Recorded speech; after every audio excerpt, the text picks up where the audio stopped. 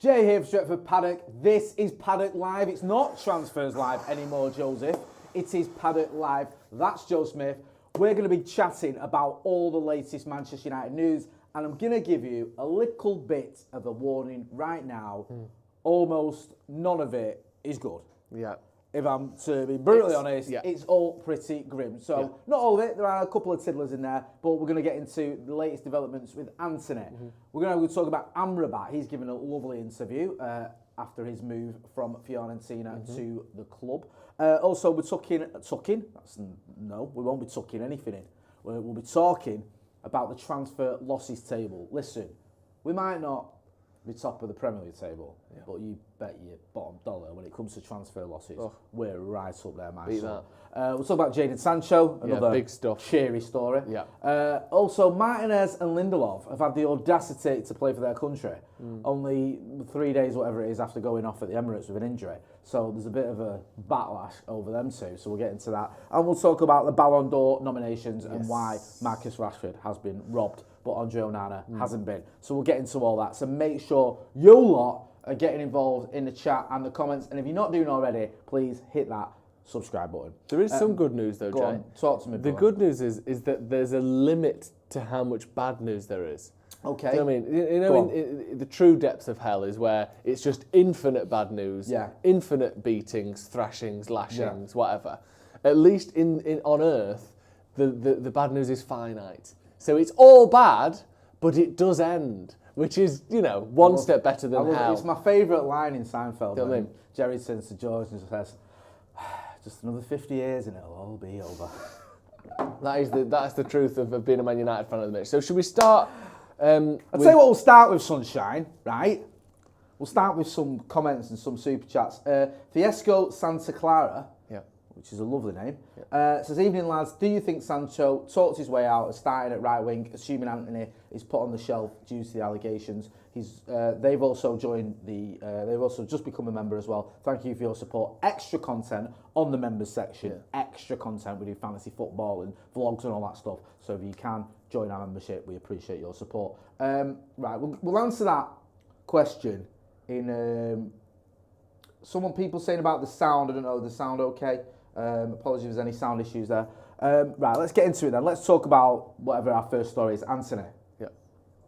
So, Joseph? Yeah, let's get into this then. So United have released a statement on Antony, and this comes after, I believe, yesterday or the day before it was that he was dropped from the Brazil squad, following obviously these allegations that are ongoing with his ex-partner. So the statement says in full, Manchester United acknowledges the allegations made against Antony and notes that the police are conducting inquiries.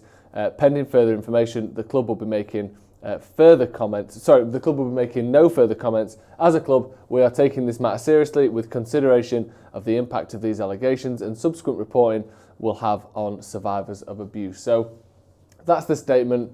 Relatively straight back from Manchester United, that isn't it? They're not giving any real comment either way. They're not suspending him. They're not, defending him by any means. It's very much we've heard what's happening. We'll take it seriously. But that's all for now. It couldn't have really done, what's the word? It's very much a sort of on the fence kind of comment, isn't it? We see it, but no more. I think hopefully the sound issues should be sorted out now, by the way. A few people commenting in the chat about the sound. I'm going to talk about this briefly because I think we should, and I'm going to move on. Now, I agree with you what you're saying, like the club, obviously, there's only so far they can go.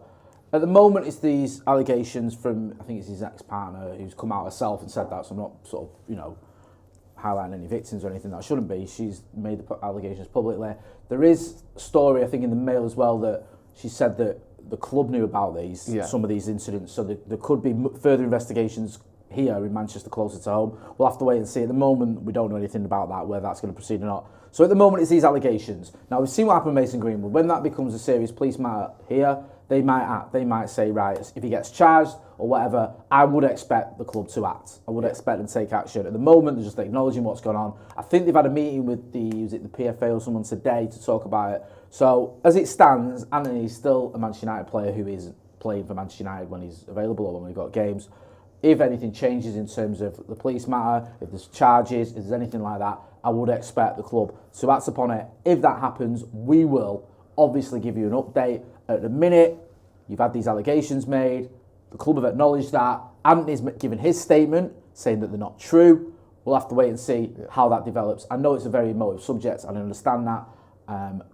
And if anything does develop, and if there's further sort of stories, updates, we'll give you a further update on it. But at the minute, I think I get where the club are coming from. I know there'll be some people, there's already been some people saying suspend him now. There's others saying you've got to wait and see. The club are deciding, okay, look, we'll see what happens here, and then if anything changes, then they can make a decision, and rightly so.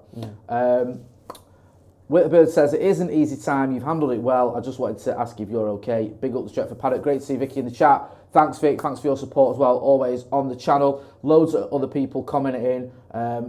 All I would say on it as well is be respectful. I don't want to see anyone having digs at the Anthony's ex-girlfriend or anything like that. I think that's, we're better than that. Right, let's move on. Amrabat. Yeah. Here we go. Go on. Amrabat for good. Pun-wise, what we're saying for that? As in, like, back for good, take that style. Yeah. That's the intent there from producer Amrabat for good. Amrabat for good. Whenever I'm wrong, just tell me the song and I'll sing it. People used to call me Gary Barlow when I was at school and that. Similar. Politics. Yeah, Tory, massive Tory and a Liverpool fan. What more do you want from a person? Offshore accounts. Offshore account. Tax dodging Tory Liverpool fan, who was on the X Factor. And a beautiful fringe. Why did they used to call you Gary Barlow? Because I... Did they actually? No. So I was trying to find the reason why they would have called it, because he sang around with a guy called Jason Orange. That's good. Yeah, right. Ducking Orange. Yeah, nice. That's go your on. favourite from the Chinese. You remembered. I'm so proud of you. Why didn't it win the 9 out of 10 club, by the way, my Ducking Orange? It's too weird. You came here with, what was it, Ritz crackers with a bit of chutney on? That's not for now. Right, okay, sorry. That's not for now. Sofian Amrabat has given his first interview as a United player, and he seems very happy. Lovely.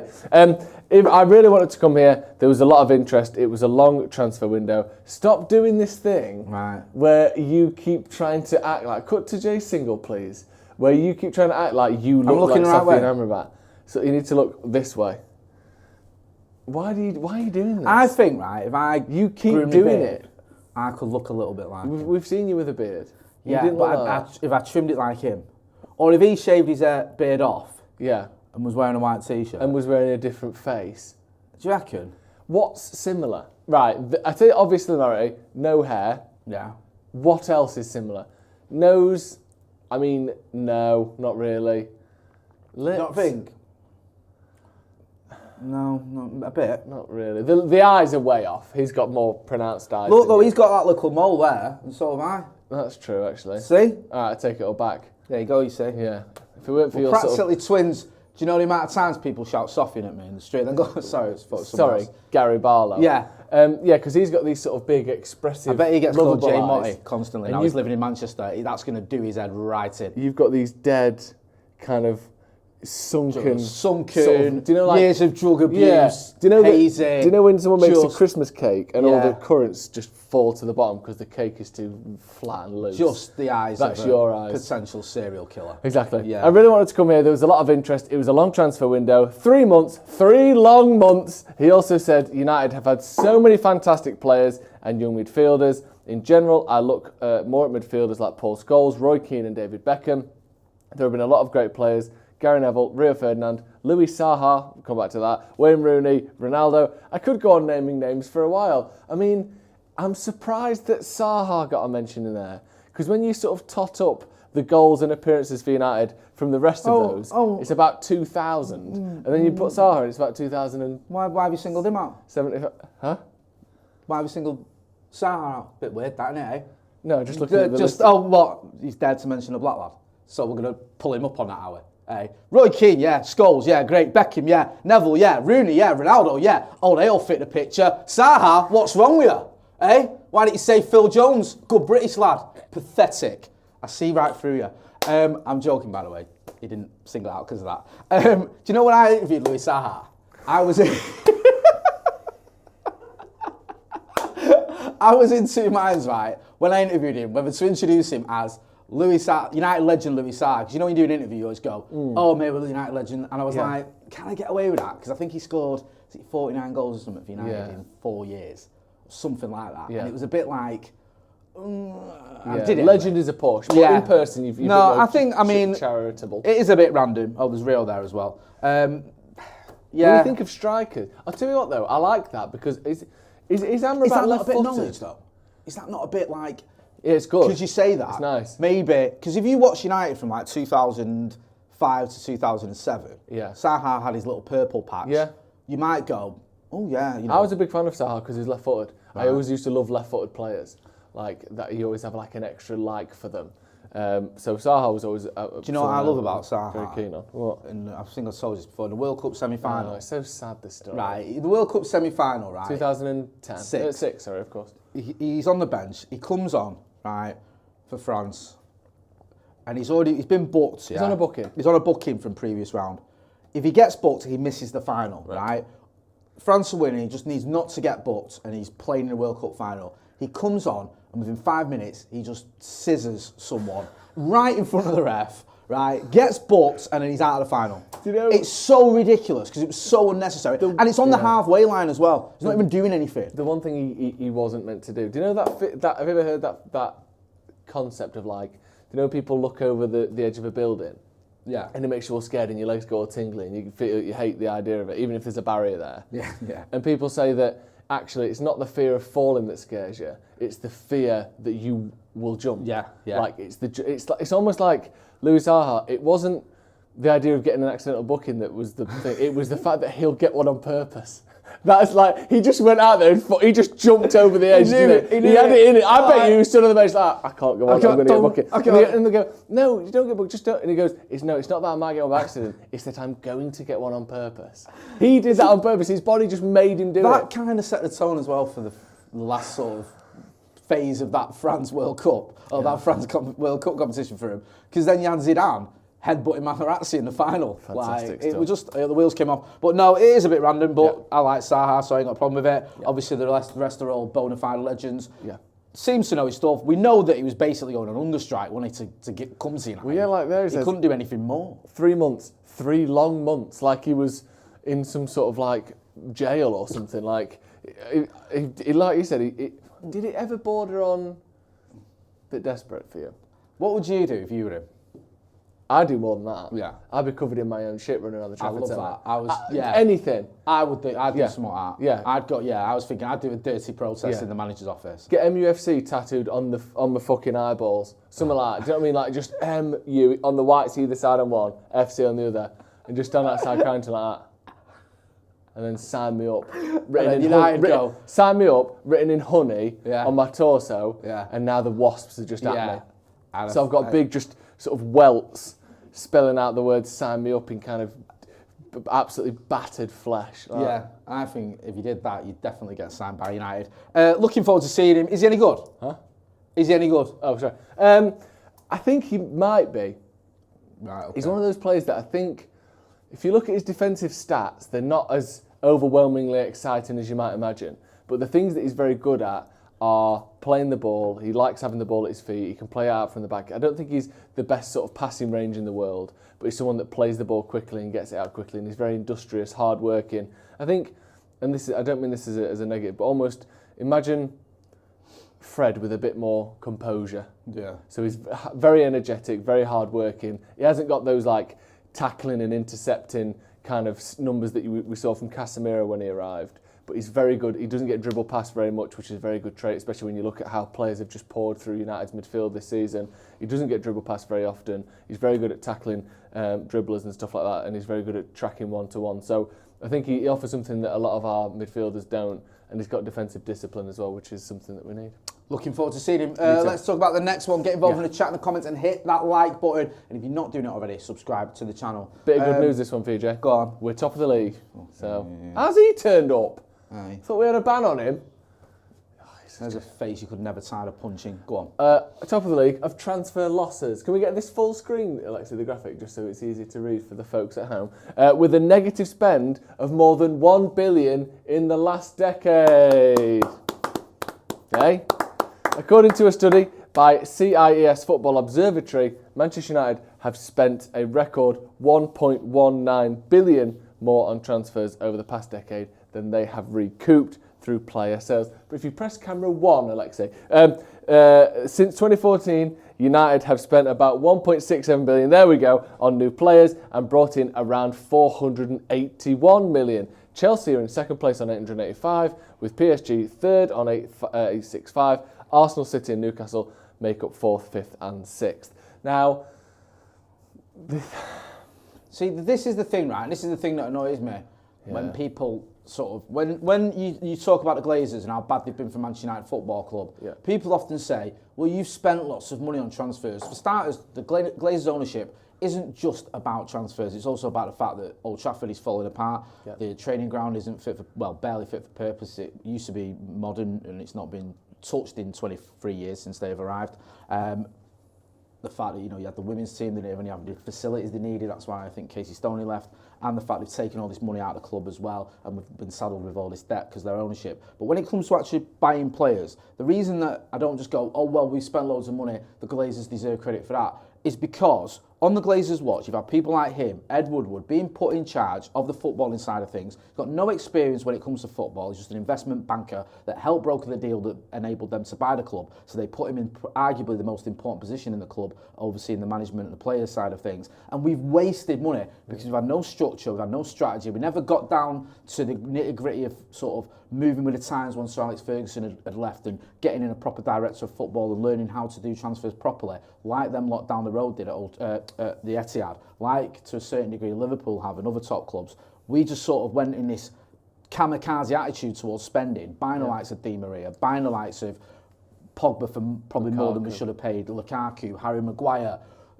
putting people like Alexis Sanchez on massive wages, buying Falcao when he wasn't fit, just doing things that didn't make any sense and then making a loss on nearly all these players. If you look at our biggest ever player sales, the likes of Lukaku, the likes of Di Maria, the losses losses on players we spend 80 million and then sold for 60 odd million, or we spent 67 million and sold for 50 odd million. It just makes no sense, and you've got to blame the Glazers for that because they didn't have the sort of the intelligence or the understanding of football to put football people in charge of the club and in charge of the football side of things, not to mention all the other stuff I mentioned as well. So that's why it annoys when people go, you spent money. We misspent it all because we had owners that didn't care about the club, didn't understand football, and put one of the mates in charge of the football side of things because he helped broker the deal that got them into our club with all this £680 million worth of debt as well. So it just annoys me, and you can see there in black and white, we're just a shambles when it comes to transfers. And Erik ten Hag's job now is made all the more difficult because he's somehow got to catch this Manchester City team while spending money and whilst getting value for money, and it ain't easy. No. If you give an 18-month-old £100 to buy your shopping for the week from Sainsbury's, they aren't going to walk out with the ingredients you need, are they? No. They're going to walk out with fucking shit. Yeah. And that's essentially what the Glazers did. They gave an 18-month-old £1.5 billion to spend and were surprised and were supposedly, you know, out in the clear when he misspent all of it or they misspent all of it. And then, oh, you spent loads of money. Yeah, but it was given to a fucking idiot by more idiots. It's not just, like you said, it's not just we've spent it so we should be happy. It was obvious. You know, if you give, like I said, £1 billion or £100 to an 18-month-old, it's not the 18-month-old that is necessarily the idiot. It's you for doing it. Yeah. Like, of course he was going to be shit. He's a fucking idiot. Yeah. Brian Kelvin says, sorry, but you weren't complaining about the signings when they came. A lot of those signings, I don't complain, because I back players when they arrive at United. I'm not, when we sign Memphis Depay, I don't go, oh, well, he looks rubbish, why have we got him? You'll get behind him. You'll get behind the players. But I've said, on a lot of those players, when they arrived, like Harry Maguire, for example, we've overpaid for him. Yeah. Anyone with half a brain could see that. And we're probably I said the same about Antony. We've overpaid for Antony. Yeah. Not regardless of what's going on off the pitch. You know, 8 goals and 4 assists in his last season at Ajax, and we've ended up spending, almost €100 million on him? Yeah.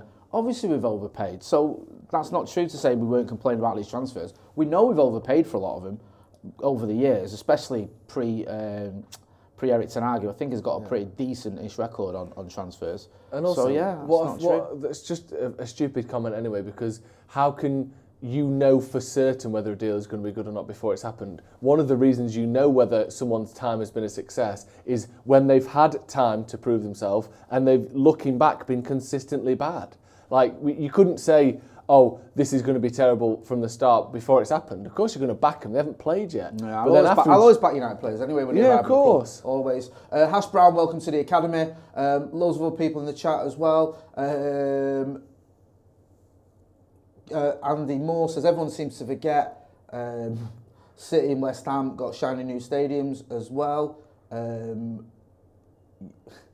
J.R. Lehman says, hi Jay, be honest, you're going to slag off Johnny Evans and the ink isn't even dry on his contract. We've all backed Johnny Evans around this club. I don't think he should have been given a 1-year contract, but you'll get behind him now he's here. Yeah. And I hope it works out well. It just surprised me a little bit. Yeah. And I think Steve made the point on the review after the Arsenal game. He was surprised we let Ted Menga go, didn't give him a chance, and brought in Johnny Evans, and we all love Johnny Evans, but, you know, it's a bit of a funny one to bring in a 35-year-old who hasn't played a hell of a lot of football over the last couple of years. I know he has played some football, but yeah, it did seem a bit of a funny one. Jibak Saku says, we don't improve a player after we sign them. I think the last senior player we developed after buying is Delo, and that took its own sweet time. Homebrew Graphics says, like the vid. Right, let's move on from this, it's depressing me. Let's talk about something less depressing, and it's this Jadon Sancho situation. Jay Dunn Sancho? Nah. Is he? Thoughts? Okay. Yeah. Not bad. That's all right. It's a solid 7. Yeah. Jadon Sancho could be set for a permanent move away from Manchester United. Now, there's sort of conflicting reports here, so we'll get into this and we'll have our discussion about this because it's a big story at the minute. Obviously, it's one of the few stories that we don't know how the club is treating it. We don't know what Ten Hag thinks. So let's get into this and then we'll cover all that. According to Rudy Galetti, a Saudi club is exploring the possibility to sign Jadon Sancho and has sent an official offer to the Manchester United player. Evaluations are ongoing and it's an evolving situation. Clubs from the Saudi Pro League can sign players until 10 p.m. UK time on the 7th, which is tomorrow night. Jadon Sancho and Erik Ten Hag had a public falling out after United's 3-1 loss to Arsenal, and Sancho's statement is still his pinned tweet. Is he pinned it? I didn't realise it was his pinned tweet. United wouldn't be able to replace Sancho if he departed because obviously the English transfer window has closed. First of all, Saudi, do you think this is a sort of 2+2? He's fallen out with the manager. Saudi League is the only league that's got teams in it with enough money to buy Jadon Sancho that is still open. Or do you think there's a genuine chance that this could happen? Obviously, journalists saying that it could. Could happen. I don't think it will. I don't think he'll go to Saudi. Because he wouldn't want to, because Ten Hag wants to keep him, or because there's not enough time to get the deal done? I think he won't want to. Right. I think Ten Hag might be inclined, and I don't know, I think Ten Hag might be inclined to move him on after what's gone on. And the fact that he isn't even a guaranteed star, he's barely in the squad, isn't he? That's what's caused all this under Erik Ten Hag. I think you can get decent money for him, that could fund something in January. Maybe put a bid in for someone, maybe go for someone in January. Antony or I was something. thinking exactly that, my brother. But I just feel that Jadon Sancho, still a young lad, probably might even have aspirations for getting into the England squad for the Euros. Yeah. You think he would. It's not definitely done that he won't. Nope. So if he goes to Saudi, I don't think that's going to happen. I know Jordan Henderson is, but he was already an England regular. Jadon Sancho barely gets in the England squad anyway. Let's see if Jordan Henderson is still in the England squad come the end of the season when the Euros is. It's the first England squad of the season, and even if he was still playing for Liverpool, he's only missed 4 games. Do you know what I mean? So it's not, let's see, 8 months' time or whatever it is that when the tournament rolls around, it wouldn't take that much for Jadon Sancho to be on that plane because he's been in the England squad plenty of times before. If he gets 10 Premier League goals, 8 Premier League assists, he's probably going. And he's on his day capable of that. So like you said, he probably harbours some hope that this tournament isn't going to pass him by. But it's just a shit situation again, isn't it? And it's one that I feel as though he could have avoided. Like, I understand the frustration of, you know, you're not getting picked. You look at Antony playing, there's whatever going on off the pitch, which presumably, you know, is in people's heads. There's the fact that Antony's been inconsistent at best on the pitch, and, you know, at worst he's been subpar. But at the same time, the problem is Jadon Sancho hasn't been that much better than Antony. It's not been so obvious that, you know, if it was Rashford and you're going, why he scored 30 goals last season, why is he playing Antony ahead of him? Yeah. Maybe you would have reason to, even then, don't go public with it because it's your boss. But I can understand it. But you look at Jadon Sancho's numbers, you look at his off-the-ball work, especially something where Antony is excellent, not just, you know, okay. Antony is excellent as a defensive and off-the-ball strike, sort of attacking winger. And you go, well, there's not that much evidence to say that we'd win more games with Sancho on the right than we do with Antony. So with all that factored in, you just think, what are the grounds for this? And again, it's this thing, and it frustrates me, this, because it's very much like this, well, if only you knew the full story. This I think there's something else going on here. I'm being made a scapegoat. Well, say it then. It's this kind of shitty, snarky, half an argument of like, well, you should know what people are saying behind your back and not telling you. Do you know what I mean? It's inferring that there's some other plan here and not saying it. So you just think like, it just feels a bit childish to me from Jadon Sancho. And I think it worries me a little bit when we've seen this similar kind of, the queries about his personality and his ability to take criticism or to not get picked. At first you thought, no, just blow it off. It's probably just bullshit. It's probably just rumours. And you think, well, there was rumours about that at City, and he obviously left because he didn't get game time, which is fair enough. Then there was rumours at Dortmund. Then there's rumours about the England camp. Then this isn't rumour. This has happened at Man United. You think, well, actually, there's a lot of smoke here, and you just think, just knuckle down. Just try and be the best player you can be. And if you have to, force a move quietly behind the scenes, whatever. But I just think this is such a bad way to go about it. And even if you want to move to another club, what does this say to a potential new employer? That, if you don't pick me, I'm going to come out and disrupt everything on social media. It's just a bad look for Jadon Sancho. I don't see any good in this for him. And it's not the worst thing that's ever happened, but there's no good and all bad. Do you see any positive from him doing that social media post? No, I think it's ridiculous. I do. Yeah. And I like Jadon Sancho. I think he was a great player at Dortmund, and we've seen glimpses of it. But we've just seen glimpses, and I don't think Erik ten Hag could have done much more for him if he tried, to be honest with you. He started him in games. He started him on the left. He started him as a false nine. He's given him opportunities. He gave him a break when he needed a break, and then brought him back into the squad, brought him back into the team, gave him minutes again. And he's just never risen to the occasion. He hasn't. Like, when have we seen a consistent run of games from Jadon Sancho where he's been very good in a consistent run? He's rarely good for 90 minutes. Very rarely. He rarely plays 90 minutes. And sometimes he looks knackered. He looks goosed after an hour. Like, you've seen performances where he has fallen off a cliff at about 55, 60 minutes. Remember Stamford Bridge a couple of years ago where it's like, well, that was his last game for 3 months. Yeah, I know, right, you might have other stuff going on. But we've seen it time and time again where you can tell he's knackered. And you wonder like what more the manager can do. If he's not putting in the effort, if the manager thinks he's not putting in the effort in training, and the manager is asked, why isn't Jadon Sancho in the squad? People saying he could have lied. Why should he lie? Yeah. Why should he say he's injured and then Jadon Sancho says I'm not? Then it just looks more silly. Yeah. Why? What we said, personal reasons. What personal reasons? That adds rumours and fuel to the fire. He's come out and he said he wasn't at the levels in training that I quite wanted, or whatever. Yeah. However, he wasn't worded particularly critical no. at all. And he's saying, at this club you have to do this, that, and the other. And that's an opportunity for Jadon Sancho to say, right, I'll show you. And instead, he just took to social media, spat his dummy out, and we're stood here going, hopefully him and the manager can sort it out. Do you know what? I don't even blame ten Hag if he just went, I'm done with you. Put him in the resis and just let him go in January. Honestly, and it pains me to say that because I was looking forward to seeing Jadon Sancho in the United shirt, and there's a lot to like about the kid, there really is, but I think he's dropped the ball on this one massively, I really do. And I don't think he's in a position where he can say to people, he can say to the manager, look what I've done for you, how can you treat me like this? Look what I've done for this club. What have you done? You've been alright since you arrived for 73 million quid. It's not his fault what we paid for him, but it's a lot of money. Also, he's one of the top paid players in Europe. And he's just not living up to that at all. And we're still, there's a call for Palestri to start over him before all this. Palestri's a kid who's barely played, and a lot of people are like, give Palestri a chance. You know what I mean? Sancho now, you've got Marcus on the left, you've got Højlund down the middle. Okay, we might see Antony getting dropped because of other factors, but it's not easy for Sancho to get into this team. You might even see a case where Mason Mount comes back and he's on the right-hand side, or Bruno's on the right, and Mason Mount's in the middle. So he couldn't have picked a worse time to act like this, to be honest with you. He'd have been better served just going, I'll show you with my performances. That's what great players do. They show you. They make themselves undroppable. How many players have we seen where it looks like the writing's on the wall and they've turned it around? Some players you might not even argue are great, just good. Wan-Bissaka did it. He was done. And he pulled his socks up and made himself not just an important part of the squad, but a starter. For me, he's leapfrogged Diogo Dalot now at the right-back position. And he was done. He was going to go in January. So I forgot a man that he turned it around with hard work, listening to the manager and showing what he's about. Because he's got the talent. Jadon Sancho's got the talent. He's just got to show the aptitude. And I hate saying that about players. Because players, when they're youngsters and everything else, they make so many sacrifices. When me and you're out on the, getting drunk and smoking weed, they're staying in, they're training, they're looking after themselves. I get all that. But I think since Jadon Sancho's arrived at Manchester United, I've been disappointed. I have. And I don't think he's in a position now to start calling out the manager.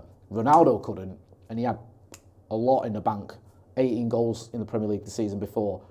An icon, a legend, the biggest name in football, or one of them. Jadon Sancho's coming here off the back of 2 and a bit seasons where he's underwhelmed. It's not a good look, like you said, bro. It just isn't. Get involved in the comments in the chat and let us know what you think. Manny Hemman Raffan Padu says, people saying Ten Hag comments lower Sancho's selling value is stupid. United have proved time and time again they are shit at selling players regardless. Love that.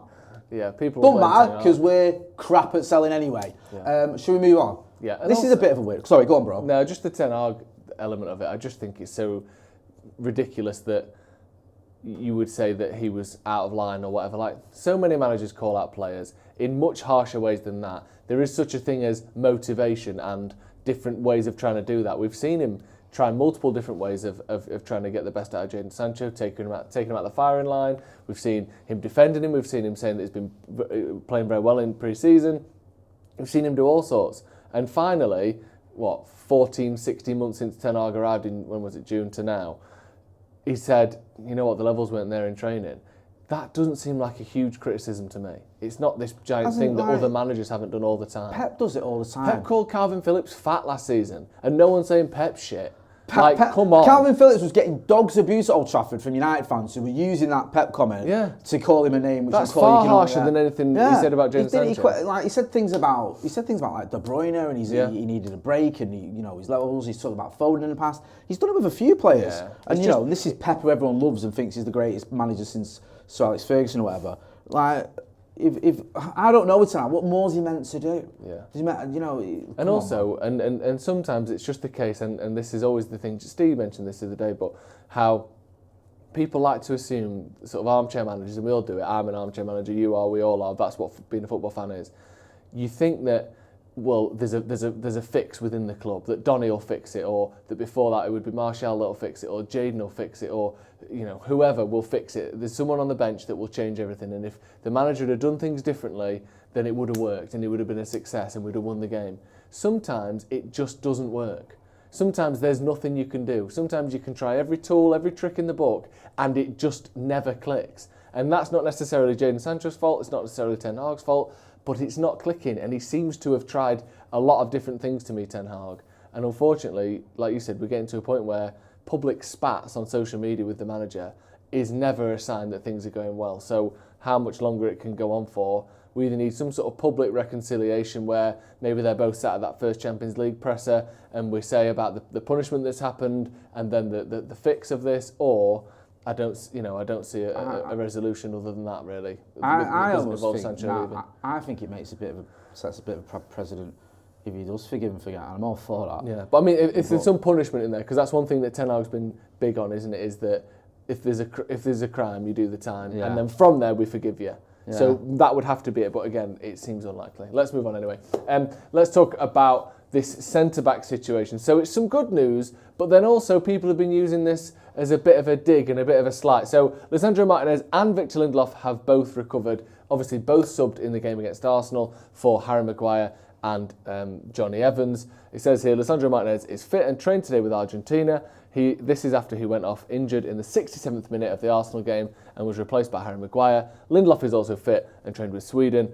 And again, like I said before, he was subbed on the 84th minute for Johnny Evans, United's fifth choice centre-back. The Sweden manager, Jan Andersson, said, everything is fine, there are no problems, Lindelof is fit. Did you draw this by hand, producer Alexa?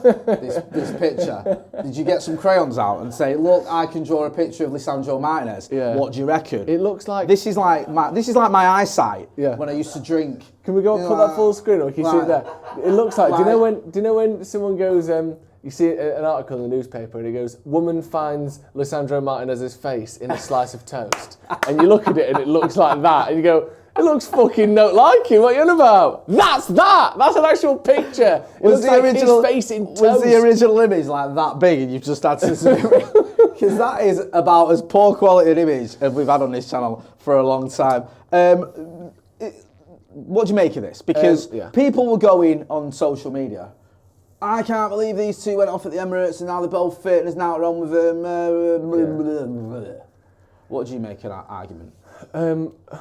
I mean, I don't understand it. It's like it almost reminds me of. Do you know when?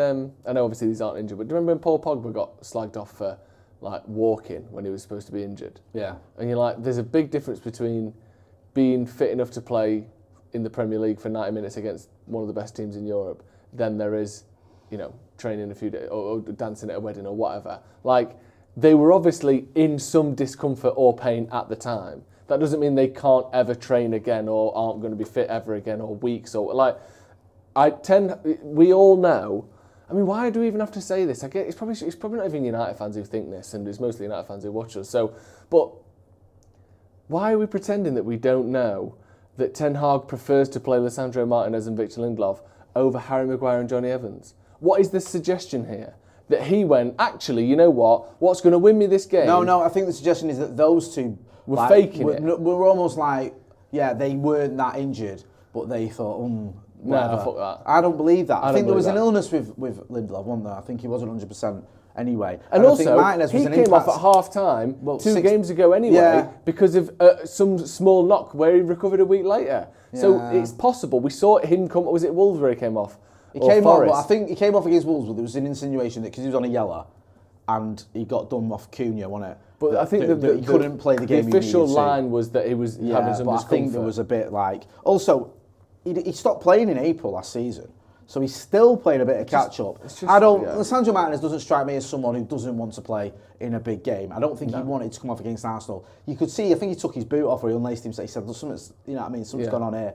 One of those where it might be a little sprain or whatever. You get in the changing rooms, or you get a bit, you give it a bit of time, and within a few hours you're feeling a little bit better about it, but you're not 100%. And also, if you're going to play in a game against the likes of Eddie Nketiah and Bukayo Saka and players like that, who are quick, who turn quite quickly, you need to be 100%. You can't be like, I don't feel great, but it's all right. You shouldn't be thinking, I can't come off injured because they're going to bring on the £80 million former captain. Yeah. And I can't let that happen. United should have been able to handle it. Just unfortunately we couldn't. Yeah. I don't think firing shots at these two is the answer. No. Nicholas Walker says Jardun more like a German guillotine. That was Jaden. Sorry. Manahaith Marafapu says people saying tonight's comment. Oh, sorry, I've read that already. Forgive me. Jimmy says Lisandro made a slide tackle and think he twisted something doing so. You do it all the time when you feel something go. He was clearly hurt. You feel, don't you? Like you do. You play five-a-side. Like you do. You feel something's gone there, and it's like, no, I don't think I've got. I don't. And part of it might be fear for the team. Yeah. You might think if I carry on here and I'm not, I'm not 100%, and I cost us a goal.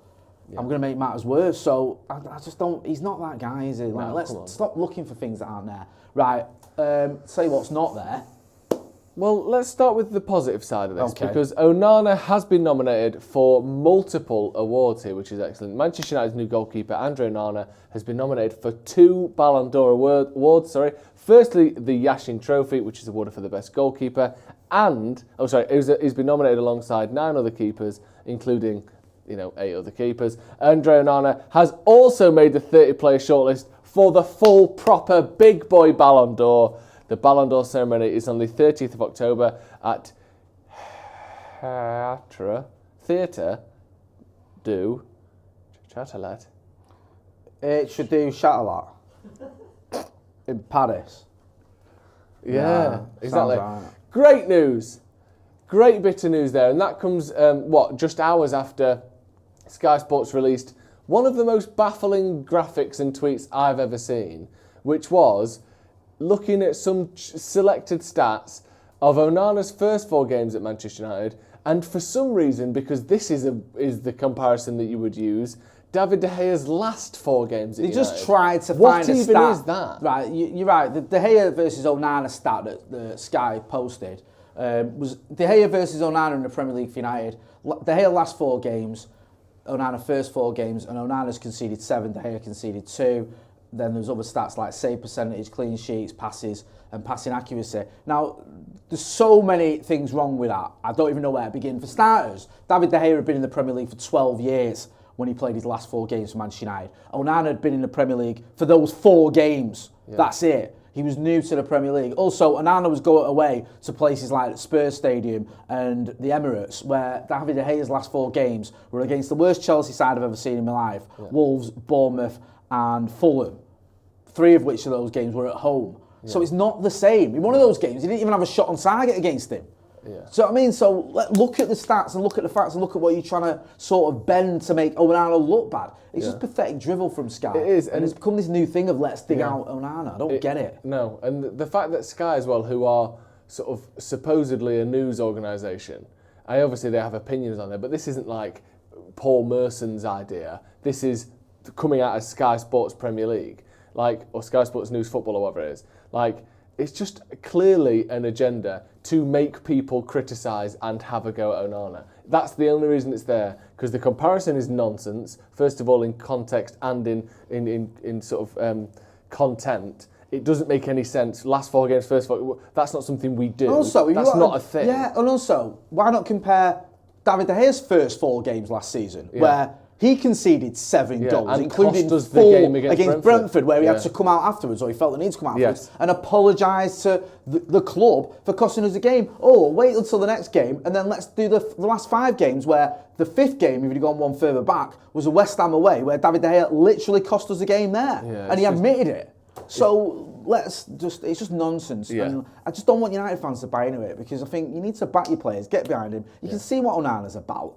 You don't turn on him after 4 games. Yeah, that one deflected shot from 4 yards out has got people losing their minds about his ability. Just get a grip. Yeah, and obviously he's got a load of ability. We saw him get to the Champions League final. We've seen now he's nominated for the Ballon d'Or.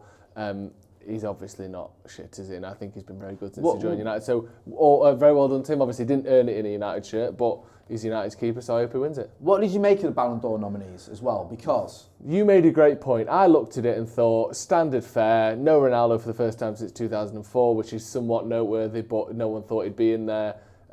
All your classic names. The one thing that, you should say it because you noticed it and I didn't, it's a very good point. It just annoyed me, because you got Bukayo Saka in there, right? Yeah. As a Ballon d'Or nominee. Why? What has he done last season better than Marcus Rashford? For England or for his club? Marcus Rashford carried United with his goals for much of the season. He was far and away our only prolific goal scorer.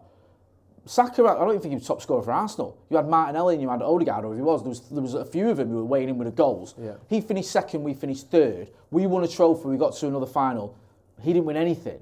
So Marcus had far more goals. I think he had more assists, or similar amount of assists. Double the amount of goals. Double the amount of goals. Double the amount of goals. Yeah. Similar amount of assists. So almost double the amount of goal involvement. So I think Saka had 2/3 the amount of goal involvements. He won a trophy, carried his team at a time when other players didn't. Yeah. Scored 3 goals in the World Cup. Yeah. So why is Saka in there over him? It doesn't make any sense to me. No. It's just like, if you're gonna, fair enough, you might not think Marcus deserves to be on that list. All right, I do. You might not. Okay, fair enough. But I certainly don't think Saka deserves to be in there over him. No. I don't care what metric you use. It doesn't make any sense. And what? Because he finished 2nd and Marcus finished 3rd. That's not a reason to put him in the Ballon d'Or. No. Just because he finished 1 place above him, where Marcus was scoring. Well, at one point, he was the only one scoring for United. Yeah, and people say, the thing with the Ballon d'Or as well is, it's not necessarily like who is the best, most talented player in the world. Because if people want to say, Saka's got a higher ceiling, he did whatever, he's more involved, whatever. The Ballon d'Or is essentially a contest to surmise who had the best season, isn't it? Yeah. Whether that be a club thing, a country thing, a combination of the two. In the case of Alvarez, I think the reason he's on there, like you were saying before to me, before the video, is because he won the World Cup and a treble. He didn't have this miraculous season himself. I think it was 17 goals for City or something like that. But when you win the World Cup and a treble, you end up on the Ballon d'Or list, and it kind of makes sense. Yeah. So it's not just about I think Saka's more talented. It's not really about that. It's about who had the better season. Exactly. That's why Kolo Muani's on there. He might not be the most talented player. I know he's a good player, but he had, 26 league goals or something. It still seems a bit odd that he's on there, but that's why. Saka didn't really have that great a season. He did well for Arsenal. He had a very good season. I'm not saying he didn't, but he had half as many goals as Rashford, finished 1 place ahead of him, didn't win a trophy when Rashford did. Just a bit odd. I just feel like Rashford gets so much stick. That's what it comes down to for me. I'm sick of how much bother and crap Marcus Rashford gets at the drop of a hat. The game the other day, was it the Forest game, where he wins the penalty, gets an assist, and gets the pre-assist for the Casemiro goal, and people go, Rashford still hasn't opened his account for the season. He's literally been directly involved in all 3 games in a 3-2 comeback. 3 goals. All 3 goals, sorry. In a 3-2 comeback in a game that would have been a disaster if we'd have lost it. And it's like, he's not scored, so he's shit. You're like, no, I feel like he's held to standards that most other players aren't held to. It's absolutely mental. He got 30 goals from left wing last season. How many other players in the world got that? Even his Mbappe, is that it? Yeah, even his teammates as well. People say, Rashford, you took Rashford out of that team last season. How many goals did Antony get? How many goals did Jadon Sancho get? How many goals did anyone else get? No. I think Bruno might have got a few, but like 10 or something. Yeah, no one was near him. And it's like Saka, I was just looking there, I think he was equal in all comps with Martinelli and Odegaard, and I think they had more league goals than him. So it's not like he was their most important player. He was a good player for them, I'm not denying that. And even the Moani one doesn't mean. I think Moani scored 23 goals in all comps last season. Yeah. I know he got to the World Cup final, but it wasn't like he was great for France in that tournament. No. He could have won the World Cup at the end, couldn't he? Yeah. Do you know what I mean? Everyone was going, that was the save of the century and all that other stuff, but you could argue he should have done better. So, yeah, I just feel that Marcus, he's just one of those, and I get it from others. What annoys me is there's so many United fans who buy into it, like you were saying, and that's the disappointing thing, because I think back in the day, you'd have got behind him, you'd have been like, oh, mate, we've got this player who's come through the academy, who's, banging in 20-plus goals most seasons, he's done his bit, he's been with us through thick and thin, and now it just seems like people like to point a finger at him, and he doesn't get his flowers, and I think he should, to be honest with you, I really do. But that's just my opinion. You may disagree with it. By all means, get involved in the comments and the chat. Sean Ralph even says, people need to respect, he's been a member of the Academy for 31 months, by the way, people need to respect Onana more. Top 30 in the Ballon d'Or as a goalkeeper is huge. Gary Neville was right with his comments on the weight that United goalkeeper shirt holds. Exactly, I think he deserves more credit for that. I mean, I've seen other goalkeepers come in, and it took him a while to get going at United. He looked confident. Yeah. So, I mean, he's not perfect by any stretch of imagination, but for his first month at United, I think he's done very, very well. I just can't. The annoying thing about it with Onana is as well, it's the storyline that people started painting before he ever played for us, and they've just continued with it. It was like the Martinez thing. Do you remember how Jamie Carragher last season was slating Martinez because he was too short after 3 games? Not, because that was the storyline before he arrived. Well, he's only 5'9", so he must be shit. So, right, let's go with that, regardless of whether actually his height has hindered him whatsoever. Then he went on to have a fantastic season, and we realised that whole short thing was just ridiculous. It's like the same thing with Onana. People are going, oh, he's good with his feet, so he must be shit at saving. So we're just going to say it, even though it's not true, even though it hasn't come true. We're just going to carry on with the storyline because that's what people think about Onana, and everyone loves slagging off Man United. Like the Arsenal game, the fact that they had that little stat on the screen, most passes inside their own half. I think Onana had the most passes for United in that half. Like the fact that we aren't playing the ball to our strikers properly, we aren't controlling the game, isn't his fault. He's doing his job amazingly. Considering the fact that we couldn't get the ball out of our own half, he was our highest passer, and he never got skinned, he never got done, he never gave the ball away in a horrible position. He would have been, not within his rights because that's ridiculous, but it would have been sort of expected for him to make a mistake there, and he didn't the whole time. I thought it was phenomenal against Arsenal. And like you said, a deflected shot 4 yards out when Declan Rice is smacking the ball and it gets literally deflected in front of him. How is he meant to predict and save the ball after it's moved in no distance whatsoever? It's just lazy shit from people thinking that he's bad just because he's good at kicking the ball out. He must be shit at saving. It's nonsense. It is nonsense. Someone's saying Salah got 30 goals from left wing. He did. Salah did get 30 goals. From the right wing? From the right wing, sorry, from the right wing, yeah, for starters. That's not from left wing. And also, Salah's been nominated. He's on that list. Yeah. And I think if you add up international goals and club goals, Marcus Rashford actually got more. And also, did Liverpool have a good season? Did Salah help Liverpool have a good season? I know he was very good individually. Did Liverpool do anything last season? Did they even get into the Champions League? Did they win anything? No, it was a disastrous season. Yeah. So again, it's like, well, no one would argue about Salah being in there, rightly so. I'm not saying he shouldn't be. I just don't get the idea that you've got certain players, like mainly Moani and Saka in there, and you go in, Marcus, not at all. And you think, why not? Yeah. Seriously. But yeah, I agree with your thing about the narrative and how it just builds up before anything's even happened. And as a United fan, listen, if you come on here, right, and you say, I don't rate Onana. I don't think he's good enough. All right, I'll listen to you. Fair enough. When you've got rival fans, I will agree with you. When you've got rivals doing it, my instinct is to stick up for him. Yeah. Always. I did that with Phil Jones when he hadn't played for 2 years when other fans were having a go at him. I was like, hang on a minute, you can fuck off. Do you know what I mean? And it's like that when we sign a new player. You give him a chance as a fan. You get behind him. They might not work out, and then you might get to a point where you go, look, this kid ain't good enough. Like, the same question whether Jadon Sancho is good enough. He's been here 2 and a bit years. It's not like he just signed for us. But you're looking at someone like Onana, you see why we got him, you can see what he's about, and yet you've got muppets in the media and rivals, oh, let's get at him. Nah, man, I'm not going to stand there and go, yeah, okay, let's just agree with it, or let's not say anything. You're going to stick up for him, and I think we're lucky to have him. Yeah, the same people that are saying how, questioning him, were the same people saying how bad David De Gea was last season. Yeah. So, come on, man, get a grip. Joe, it's been great tonight. I've enjoyed our little rant, our little chat. Where can people find you? Joe Smith 93 on Instagram and Twitter. Yes, thank you. You know where to find me as well. I'll be back in the morning with the news. Then we're going to have Off the Bar with him, me, and Mr. Stephen Alson as well. So make sure you are hitting like, share, and subscribe. That's been Joe Smith. I'm Jay Moyer. This has been Paddock Live. Thanks for watching.